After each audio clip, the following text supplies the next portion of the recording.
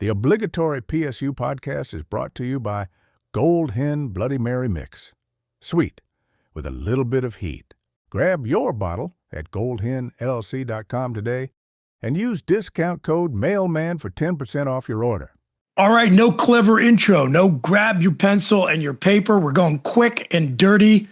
The way the news is flying. It's the Obligatory PSU video podcast, I guess, here on the For the Bloggy YouTube channel. Fake host Chris Buchignani, and I've united all of the obligatory Infinity Stones for this one. First, we've got our sugar daddy, the content whore of State College himself, former Penn State offensive lineman Landon Tengwall. What's up, Tengwall? What's up, guys? I'm not having fun anymore, but I'm here. Hey, Mike. How you doing? Yeah, the birthday boy, the big 8-0. Campus icon Mike The Mailman. What's happening, brother? Hi, everybody. Ready to roll. This is how you dreamed you'd be spending your 80th birthday, is it not? No, you absolutely. Horne, I got to go to you next because I'm saving the big reveal for the end. But Kevin Horne is ready to go on our athletic director tonight. Are you not? I got my heady topper. It's one of the worst days in Penn State football history. What a complete disaster. And I was told by corporate not to say the F word, or I would have said 3 by now. So I'll let you just get to Noble. And let's get to Noble. Brandon, why don't you talk so you can reveal yourself to the audience? Yeah, I will reveal myself to the audience. Hello. I am. That's the kind of shape we're in right now, right? I am doing this live from the Paoli Hospital, and it's been a great couple days here, and I'm enjoying watching the State College burn from afar. It's a good day to have nothing to do but lay in a bed and scroll Twitter. Yes. The only problem is that when I got here, I didn't anticipate being here this long, as no one usually does, and so I didn't bring a charger.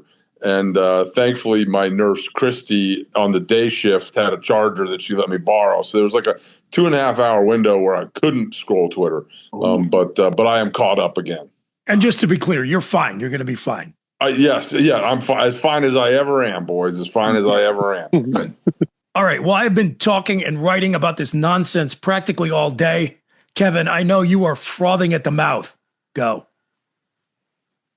What a disaster. What an unmitigated disaster. Chris, we just talked 24 hours ago where I gave Pat Kraft and the athletic administration the benefit of the doubt because this thing was not over.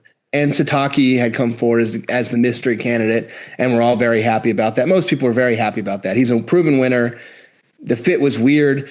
We talked about it yesterday. It's strange that anyone like that would come to Penn State, given his roots at BYU. But, he wins, and he's a football coach. And, that's a good result of this search. Is it their A1? No. I think their A1 was probably Elko or DeBoer. But he's the next level below that, which is still a very high level. And those tweets don't go out from the national guys like Thamel or whatever unless it's done for all intents and purposes.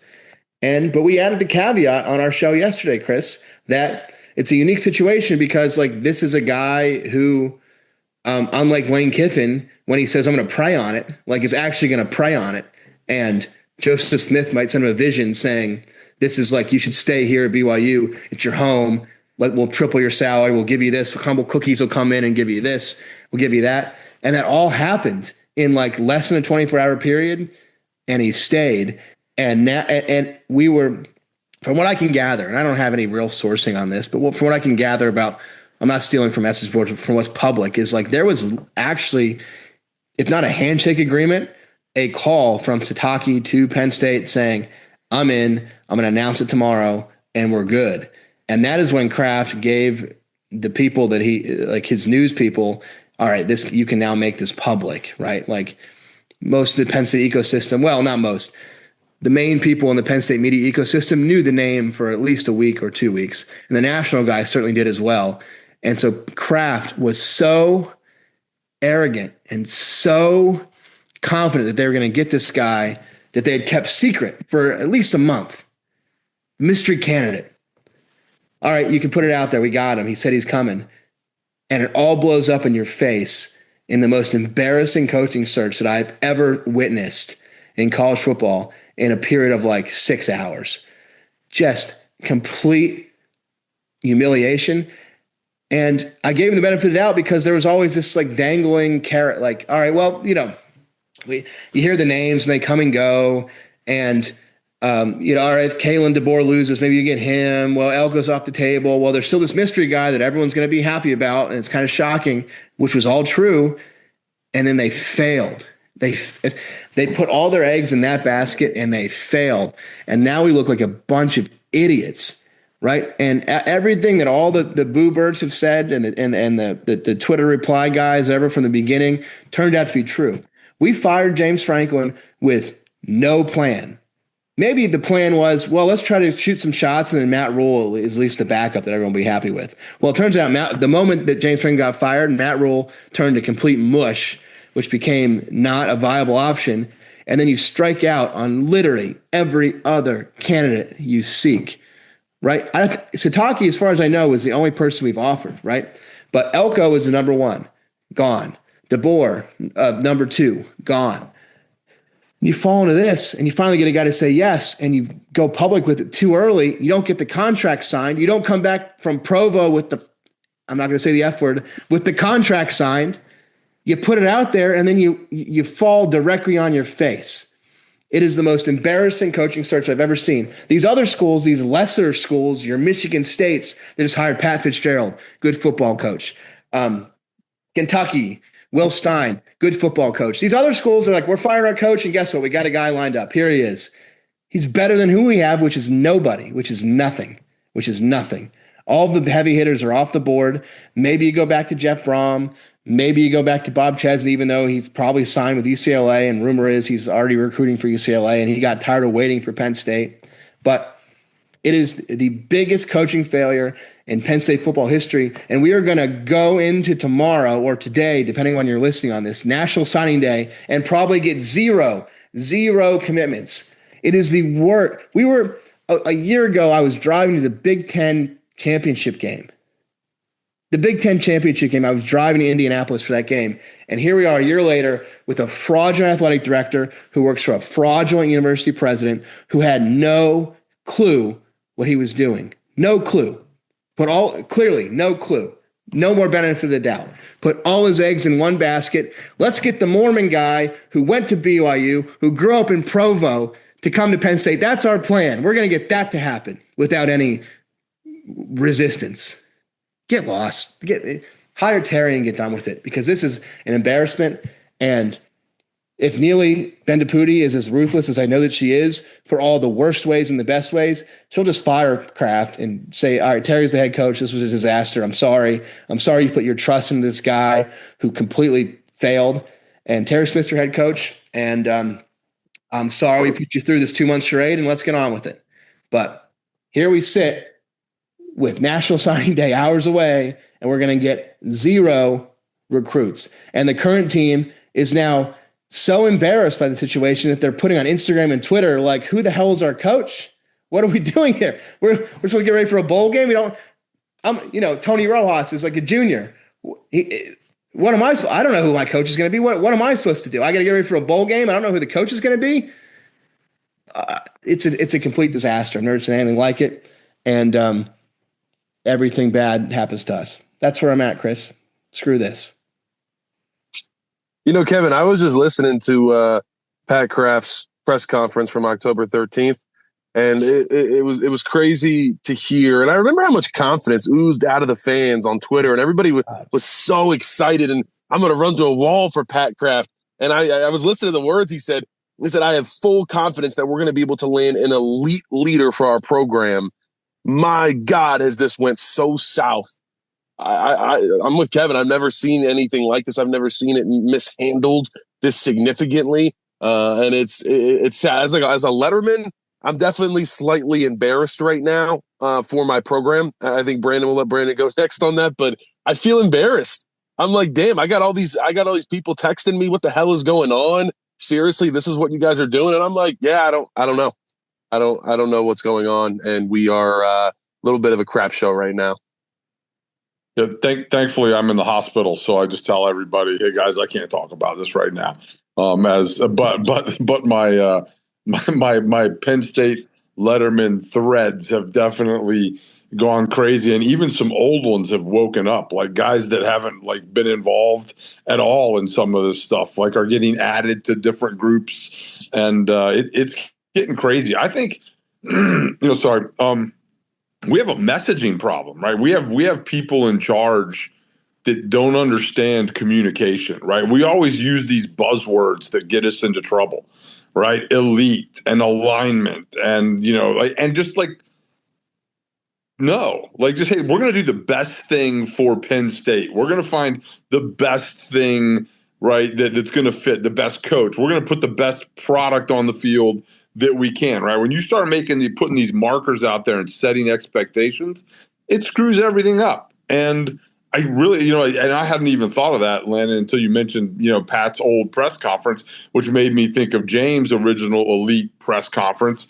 And then all the other things, like, it's just like, hey, like, stop setting the bar so damn high, right? Because we've never really been that kind of school.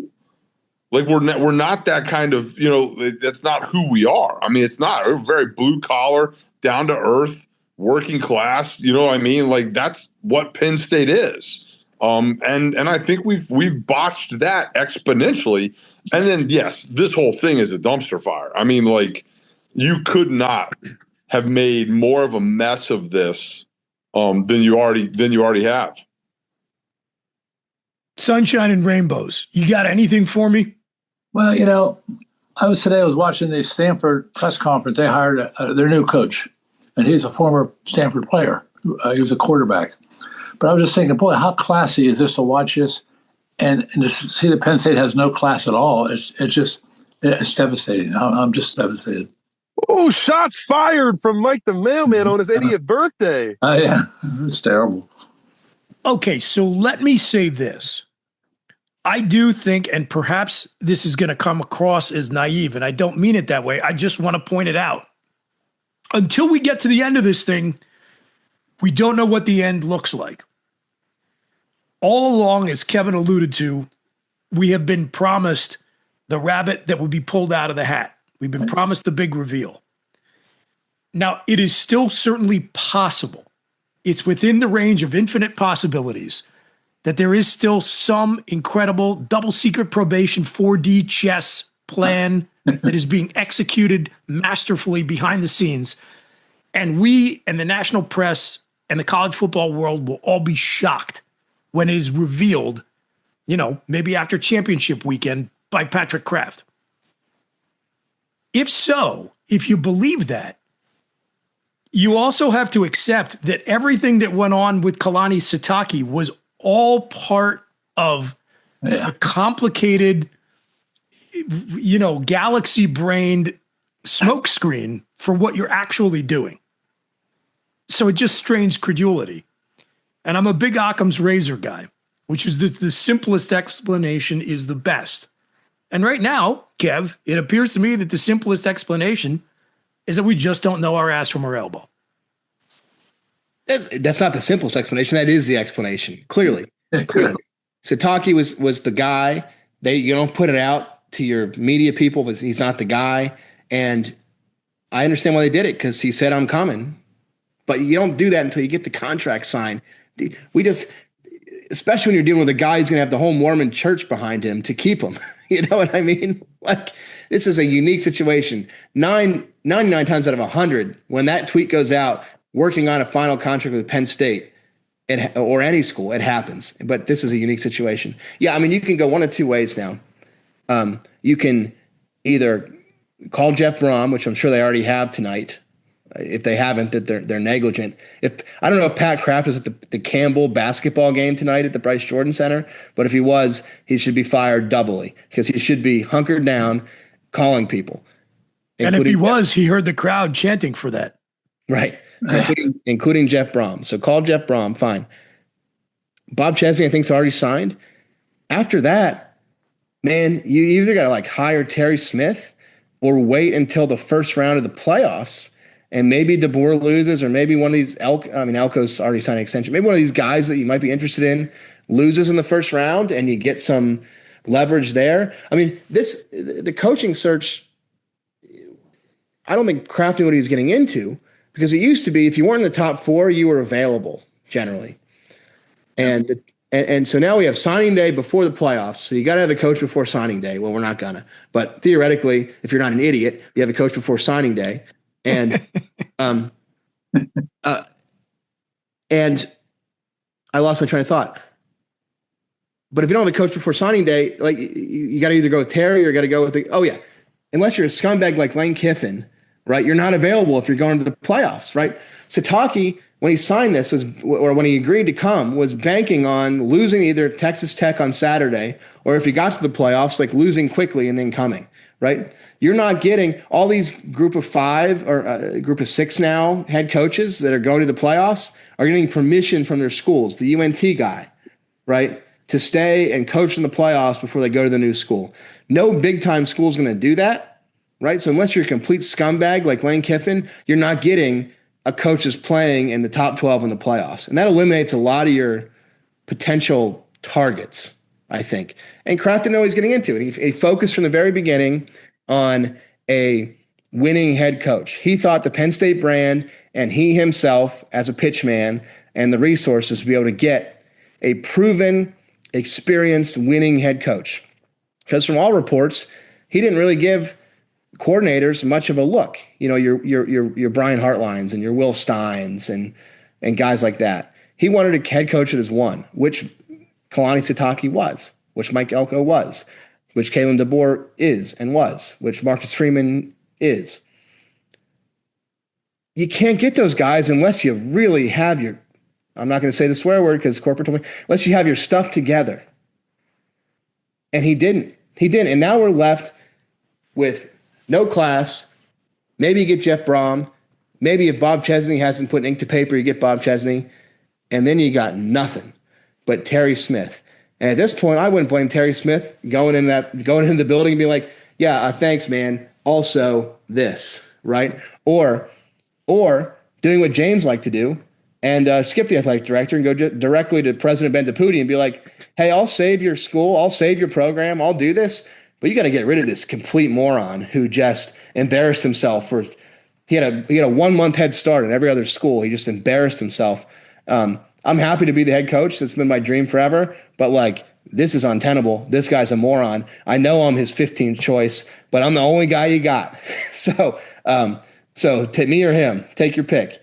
I would appreciate it. I don't think he would do that, but I'm making up at this point. I'm so angry. I'm making up fan fiction in my head about Old Maiden. Well, no, I'll tell you what's interesting is it feels like, especially when Kraft thought he had his guy, he was quick to like push it out. We got our guy. Let's get the news out there. What's so interesting, I go back to James Franklin hiring Jim Knowles. And I remember I just tweeted out if Penn State lands that coach from that state in Ohio, blah, blah, blah, this is going to be big time. Franklin called me right away and was like, hey, can you take that down, please? Anything can affect this. I'm trying to make sure there is as little smoke as possible. And I was like, yeah, no problem. Sounds good. And he's like, all right, thanks.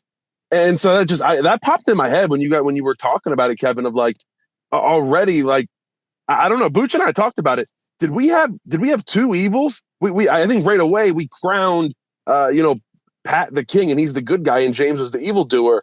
Maybe we had two guys that and neither of them were the good guys. I don't know. Yeah, I'm not saying he should. None of this says that James Franklin should not have been fired when he was fired. I'm not. Although we are clearly losing this divorce, right? We've been divorced for 2 months and we are losing, right? He is back dating the 6, and we are sitting here getting fat and dating nobody and just watching movies on our couch all day. We are losing this divorce with James Franklin because of Pat Kraft, for lack of a better analogy. But yeah, I mean, why do you? Yes, the Knowles situation is a good example because that Jim Knowles gave all of us, I think, the confidence. Hey, we can go get the best defensive coordinator in the country. He's not, clearly. He's not. He gave up the most points to Rutgers of any Big Ten team in the history of Rutgers, right? He's not the best defensive coordinator. He's a complete fraud as well, as everyone who seems to be in charge of our university is.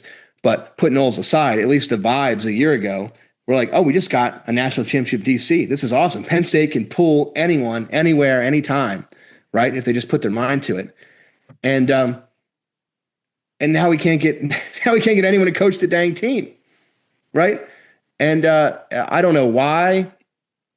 I mean, it was starting to break, right? Like the news was starting to break. It's not like Pat was like, go ahead, break it.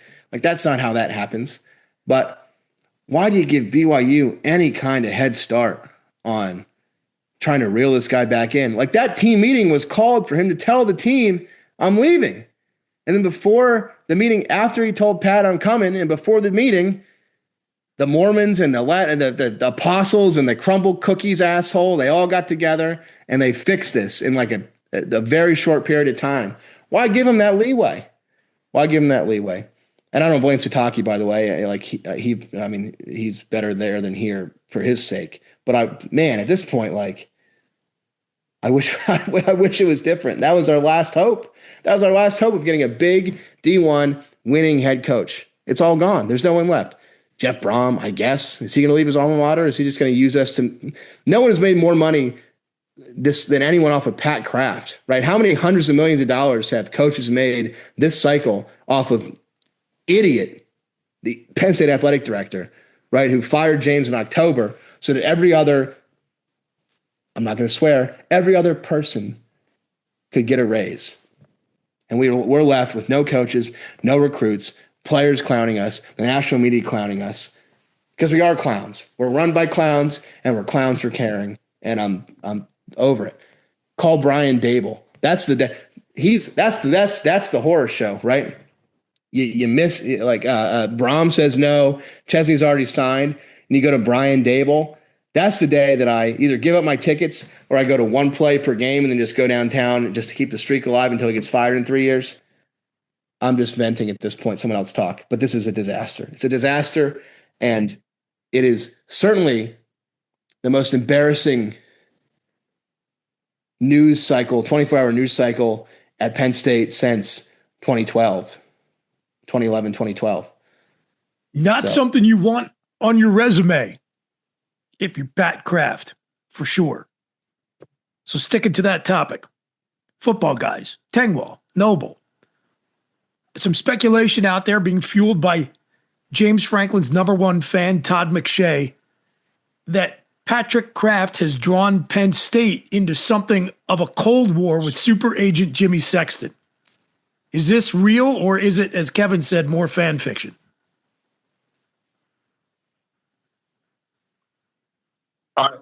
I loved that story.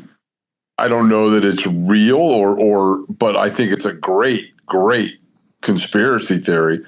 And if you actually, I mean, because it's just close enough to where, like, you know what, like that guy controls a lot of people, and you start seeing kind of the web, right? And then you see some of the, a couple people put together screenshots. This is how much time I've had on Twitter, unfortunately, over the last 24 hours. Screenshots of like the guys at ESPN that work for CAA and how they all put out the same message at the same time, right? So there's these little things. Now, look, man, like you could definitely have some influence on it. You could say, hey, my guy was not treated well there because obviously James Franklin and Sexton don't think that we had a knee-jerk reaction to firing James, right? That's the story in the media, right? It was a knee-jerk reaction. This is a guy that got him so close. So you could see how that happens. And in football, it's a very small world, right? Landon knows this, especially when you're going through the recruiting process. Guys talk, right? Players talk to each other. Hey, how do you like this guy? You got a buddy that went to Ohio State, or you got a buddy that went to Michigan, and you're still in high school. Hey, what's it like there? What am I getting myself into if I go there? And if they're in a good place, and we all know we've been in both places in those situations, right? Like my first year at Penn State, I was ready to go back to Virginia Tech in a heartbeat, and then we didn't have those options at that time though, and my parents would not have come to get me. But the conversations were those, right? And so word travels fast. So you can definitely control a little bit of the narrative. You can definitely say bad things about the place. I don't fully believe it's what McShay said, but I did love the thought. Yeah, I don't think it's fully all the way there, but I think you can see the way even that Sexton just orchestrated the game day set with Nick Saban when Franklin was there, and Sexton was on the set. He was right behind him, and he's got Saban calling us ungrateful, and just sets the stage. That set the stage for James Franklin winning this divorce from day one. I mean, he has won it the entire way, and it's absolutely sickening to me as all of us kind of understand how it was still the right move to fire James Franklin, but now we still look like the a-holes right now.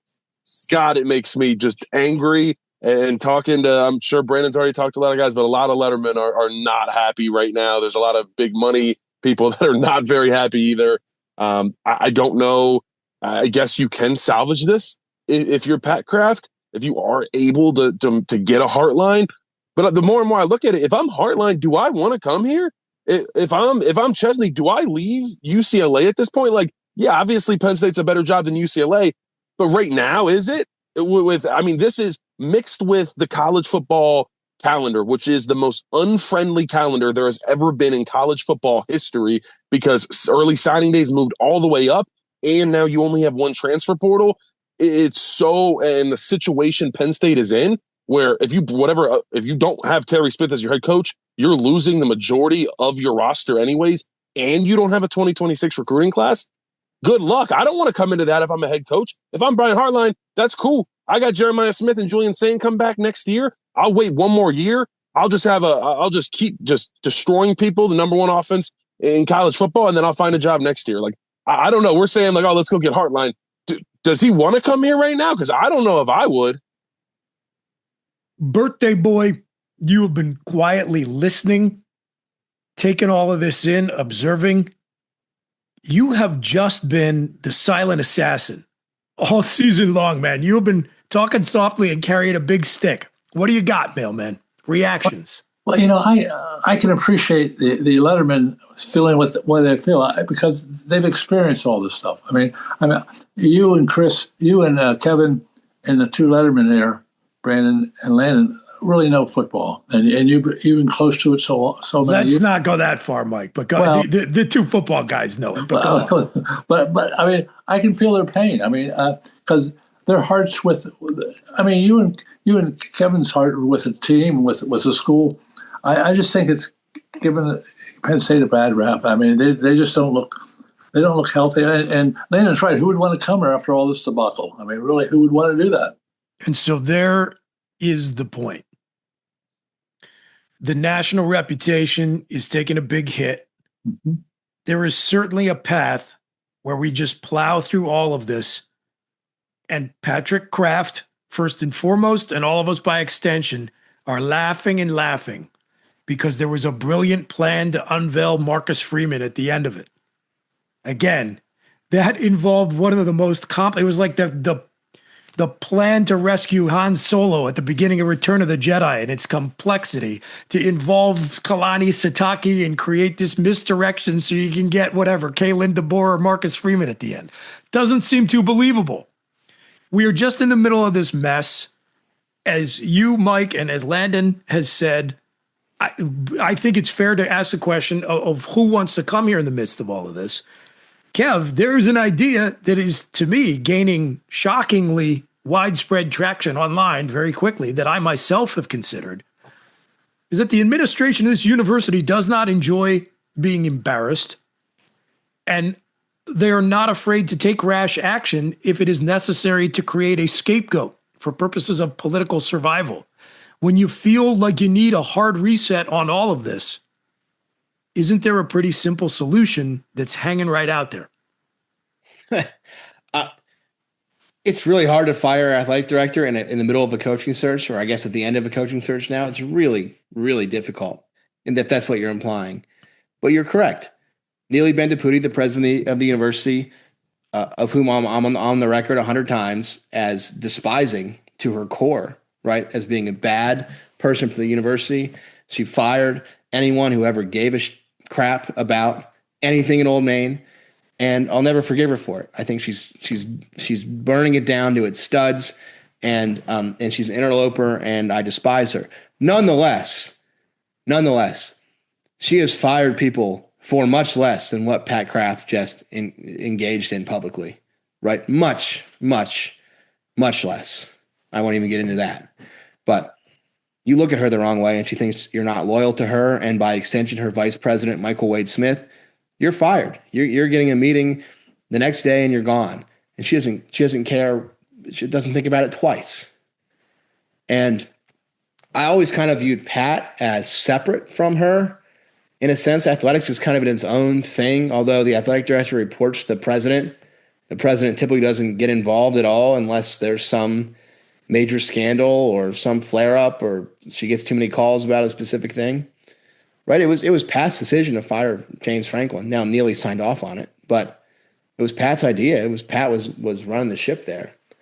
And I don't know. I don't claim to get into her mind. I don't want to get into her mind. That's a dark space, and I don't want to put myself there because she's a horrible human being and a horrible president. But is it possible that this public embarrassment, if it ends up going poorly, if they end up with an inferior coach, if it's Terry Smith or someone else, and Penn State goes 8-4 next year with a horrible schedule, is it possible she blames him and he gets that mysterious Outlook calendar invite from Michael Wade Smith? They come to my office tomorrow at 9 and let's have a conversation. And then an hour later, he's being escorted off by auxiliary police officers. Yes, that is very possible. That has happened to better leaders and better men than Pat Kraft. And it certainly could happen to him. Kill or be killed. And she knows that better than anybody, both to her detriment and to her success of what little there is. So if that's what you're implying, there you go. The opinions of Kevin Horne do not necessarily reflect those of For the Bloggy or the Obligatory Pregame Show and Podcast. Absolutely they do, but they do not reflect the position of our significant others or spouses or friends. Moving on. I'm gonna demur on that point. We're not here to debate university politics, except insofar as, boys, I'm not talking about a year from now. I'm talking about within the next 72 hours. If I am the president of Penn State at this point, I on one hand have to be mindful of the fact that the internet is fake. Twitter's not real life. And getting clowned on Twitter and BYU fans kind of, jokingly sending cookies to the athletic director's office and all this other stuff is ephemeral and it'll be gone like a fart on the wind. So I can't make leadership decisions based on what's happening on Twitter. On the other hand, the Twitter reaction may be reflecting a real thing, which is that the person I have entrusted with running this search is bungling it on the part of the university. So I think I call Pat into my office and say, Pat, if there's a 4D chess plan in play here, I got to know the details of it intimately, or you and I are going to have a very difficult carefrontation, as a different Penn State Pat Chambers used to put it. Yeah, it won't be a carefrontation if Pat Kraft goes in that office. It'll be a you pack your bags and goodbye. Right, mailman? Well, on the positive side of this, there are hundreds of thousands of Penn State fans that want Terry Smith to be the coach. I mean, you can't have it, Mike. You can't have what you want. Nobody can have what you want. We're all morons. Pat Kraft is smarter than all of us. We're all idiots. None of us. Doesn't matter whether we've been the postman for 46 years. We lived here. I did that on purpose, by the way. I know that. We lived here for whatever, 25, 30 years. Doesn't matter whether you sacrificed your body and your brain for the university and the football program. You're all clueless. The lot of yous together don't understand as much about the place and the program as I do. So everybody just shut your mouth and trust me. And I definitely did not get egg all over my face and absolutely embarrass the institution on a national stage by bungling this whole thing with a football coach most of the fans have never heard of from the other side of the country. That's the reality. One tough part too is firing the guy that got you $700 million in debt for for trying to redo 1/3 of your stadium for $700 million, and now you're just sending him on his way. That makes me angry. It makes me angry that even though Pat Kraft thought he was going to land Sataki, he had it served up to him on a silver platter. All right, Sunday, you can make the hire for Terry Smith. You'll look like the good guy. You're fine. You're protected. But Pat Kraft put all his money on himself, and he has swung and missed. I don't know if he can find another way to fix this. But yeah, if I'm Neely Bendapudi, I'm definitely having conversations tonight from people that I get advice from, and that's a real option I'm looking at. And hey, if the dude puts you $700 million in debt, especially if you're starting to feel a little uneasy about the long-term prospects for that, no better way to create a scapegoat who doesn't have to be around to defend themselves if problems appear down the road than to just have that gentleman pack his bags and install somebody that, like, a good portion of your fan and booster base, and not to mention all the players on the roster that I keep hearing about, we're all worried about losing, are basically begging you to hire. By the way, can we talk? I don't want to go off topic. The stadium renovation, Chris, you and I caught heat from the NIL bots we didn't oppose the stadium renovation, but we supported at least the trustees having a discussion about the merits of it, whether it was a good thing, a bad thing, the best deal possible. Is this really a priority to renovate 25% of the stadium for $750 million, going to the largest debt of any athletic department in the entire country for some luxury boxes? You and I were like, the people that are vilifying Jay Paterno and others for like merely being like, can we talk about this a little bit longer before we commit to this? We were called clowns. We were called, every name in the book. All we basically said was, could you maybe look at a few spreadsheets, right, to make sure you know what's going on here before you vote to put us $700 million in debt, and therefore we both hate football.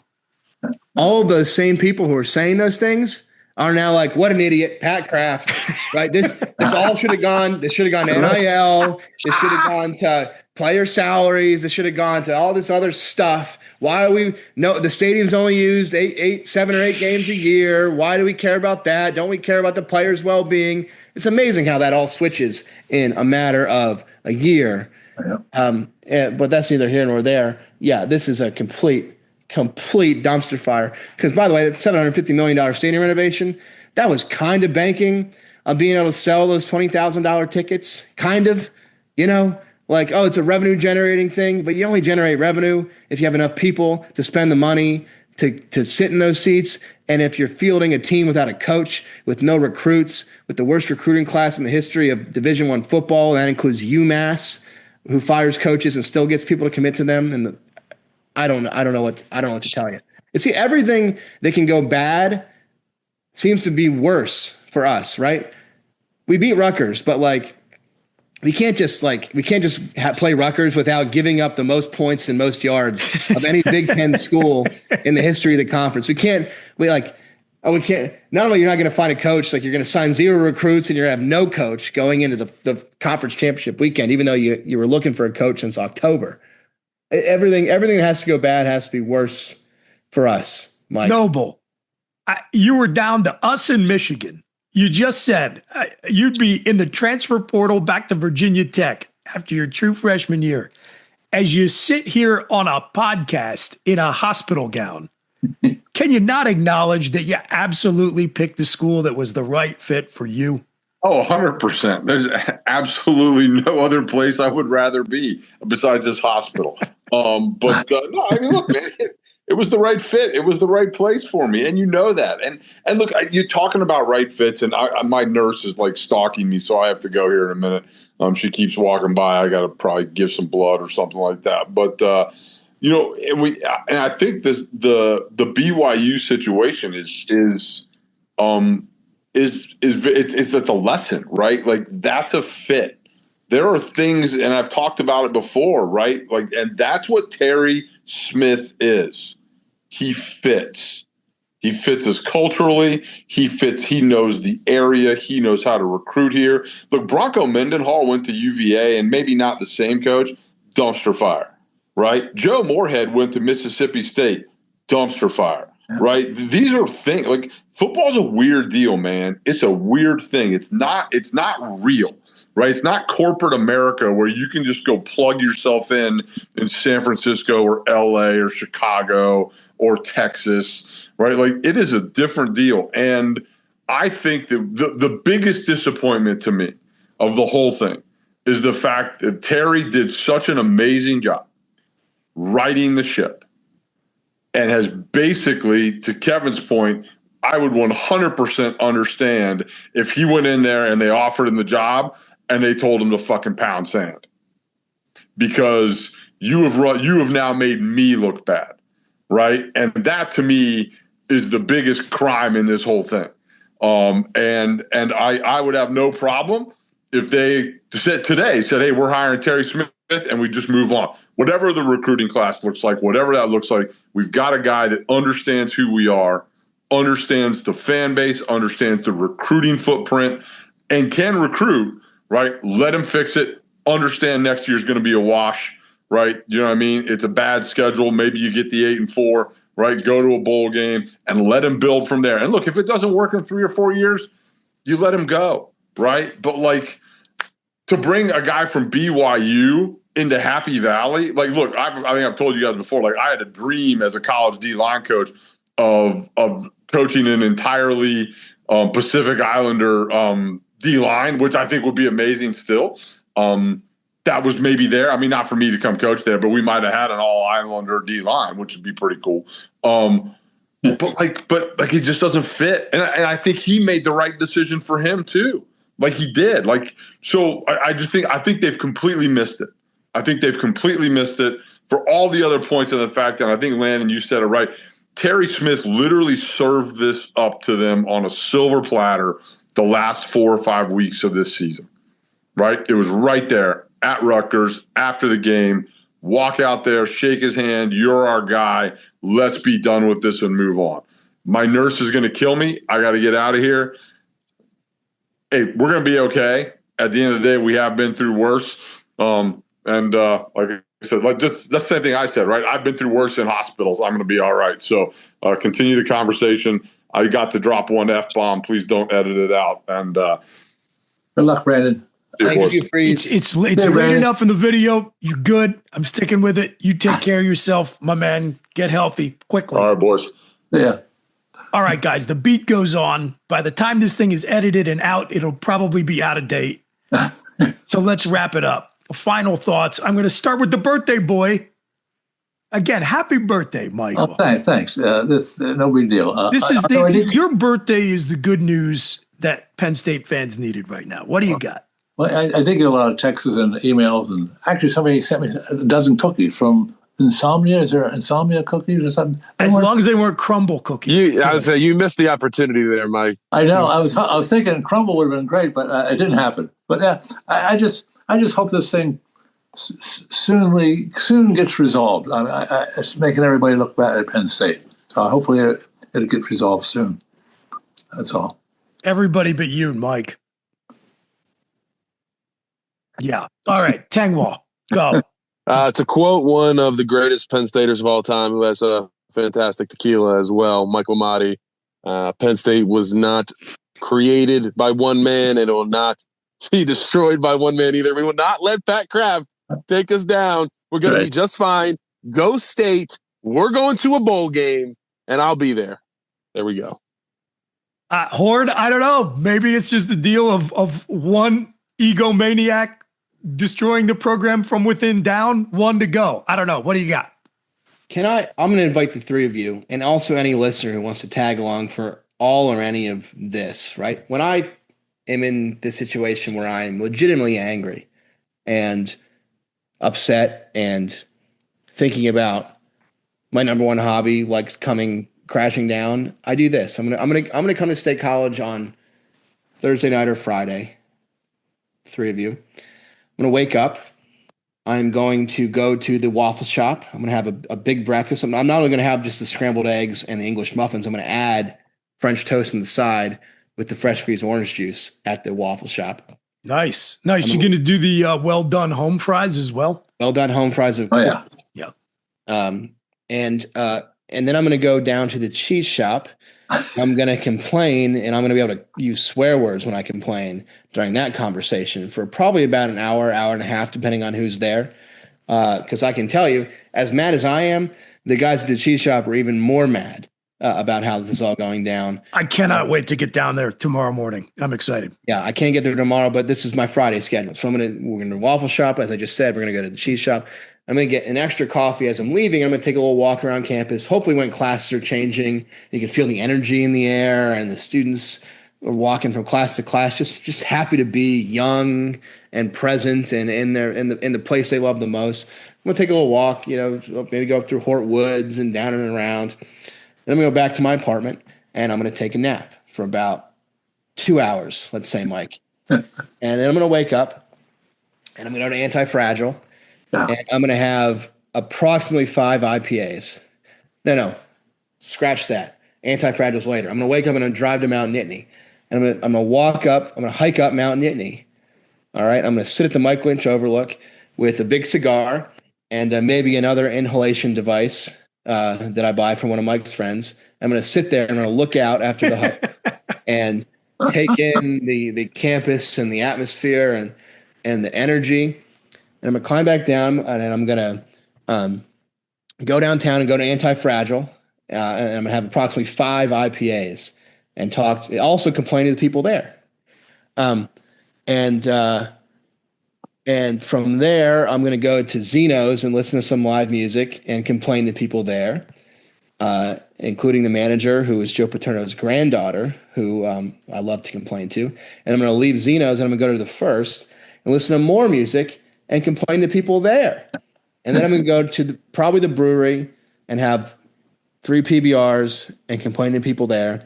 Then I'm going to go back to Anti-Fragile, get a cheesesteak at about 3 a.m, and I'm going to eat it. And I'm going to go back to my apartment with my family and go to bed and be in absolute heaven about the best possible day that any human being can possibly have and not care about any of this.